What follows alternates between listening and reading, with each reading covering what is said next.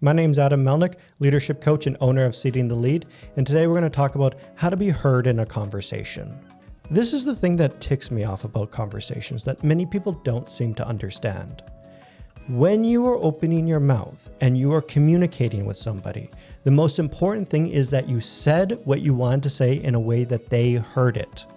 If they did not hear you, you're wasting your time. I cannot tell you how many times I've sat in meetings, been with friends or family members, and listened to people ramble at length or at nauseum about topics that nobody really cares about. And then everyone's sitting there glossy-eyed and they don't know what they just said. And it's this empty point in the conversation where everyone just glosses over, the person stops talking, and then the conversation slowly drifts to something else. And I remember sitting there thinking to myself, what the hell just happened? Like, what did you just say? And the truth is, they said a whole lot of nothing. For taking up 10 to 15 minutes in a conversation, they said a whole lot of nothing. And this is a problem I see with people that just get out into the workforce, people that just got into leadership, individuals that have to do public speaking. They love to ramble about nothing at all, and it annoys the hell out of me. So there are things that you can do that will concise or create a concise message that other people are going to hear and that they will understand what you are saying. And here's kind of the things that you got to get into. The first one is, what the hell are you trying to say? What are you trying to say? Before you open your mouth, I want you to think about, what is the one idea I would like to convey to my audience? The one idea, not the millions of things that you want to discuss, the one idea. And then you need to ask yourself, what is the one way I can say this in such a concise message that people will hear it? If you start off with an idea such as not saying ums and ahs in a public speaking gig, and you start talking about your friends and family, you're talking about two different things. People aren't going to remember two different things. They're only going to remember one thing, which is why we need to craft a message that is concise, that is formed, that the other person will hear. So before you ever open your mouth, always think, what is the one thing you want your audience to hear from you? The next thing you need to ask yourself is, why should they care about anything that you've just said? What point does the statement you're about to make have any relevance on the conversation at hand? For example, if it's a team meeting and we're doing check-ins on how everyone's doing, and then we're talking about things that we would like collaboration with, if you go off on a tangent to talk about all the projects that you completed, what bearing does that have for anybody else? Why do we all care about all the projects that you've completed? The truth is, we don't. That just makes you look good, and everybody else, you're just wasting their time. Let's be honest. Which is important to ask, why should they care?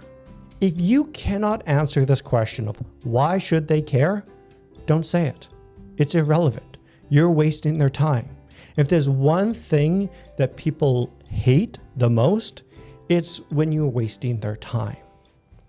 Be respectful of people's time.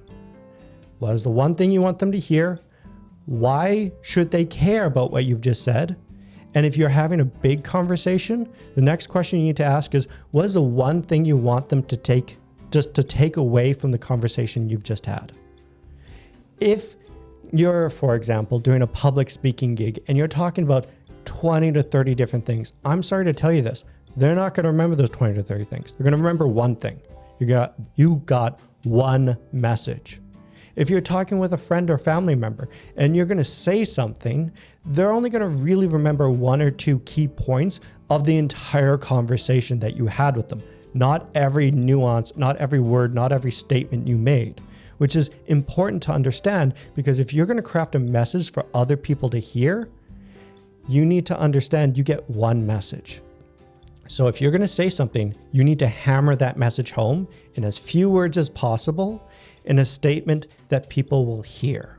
The next point is, I need you to remove your filler words. These are ums, uns, ahs. they make you sound incompetent. They make you sound like somebody who's unsure of themselves. And if you sound unsure, people are going to tune you out. So it's important to remember to remove these filler words so then you sound more confident. And if you sound more confident, people are more likely to listen to you. And the last one is, I need you to talk with conviction.